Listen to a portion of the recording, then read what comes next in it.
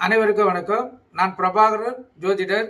இப்போ நான் என்ன சொல்ல போறேன்னா, ஒரு ஆண் ஜாதகமாக இருந்தாலும் பெண் ஜாதகமாக இருந்தாலும் ஏதாச்சும் கிரகங்கள் வர்க்கோத்தரம் பெற்றிருந்தா அதோடைய தசா புத்தி காலத்தில் அவங்களுக்கு நல்ல பலனை வாரி வழங்கும். மிகவும் ஏழ்மையில் இருந்தாலும் மிகவும் வசதியான வாய்ப்பை அவங்க பெற்றுருவாங்க.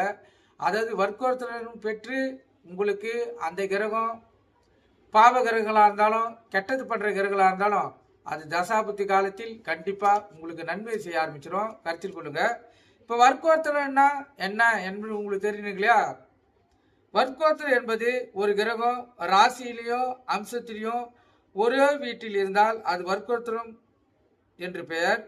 வர்க்கோத்தரம் தரும் பலன்கள் ஆட்சி பெற்ற கிரகம் என்ன பலனை தருமோ அதே போல் நன்மையான மேன்மையான பலன்களை ஜாதகருக்கு வாரி கொடுக்கும்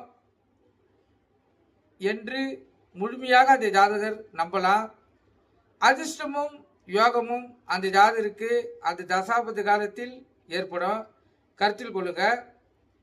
இதுதான் வர்க்கோத்தரம். கண்டிப்பாக உங்கள் ஜாதகத்தில் பிள்ளை ஜாதகத்திலும் வர்க்கோத்தரம் பெற்றுக்குதா பாருங்க. இப்போ எடுத்துக்காட்டுனா முதல் ராசி காலப்புருஷ சத்துப்படி மேச ராசி. அந்த இடத்துல செவ்வாய் தான் அதுடைய அதிபதி. இப்போ செவ்வாய் மேச ராசியிலே இருக்கிறாரு வச்சுங்க. அதே போல அம்சத்திலையும் செவ்வாய் மேச ராசியிலே இருப்பார். அது பேர் தான் வர்க்கோத்தரம். நீங்கள் கருத்தில் கொண்டு பயன்பெறுங்க. நன்றி, வணக்கம்.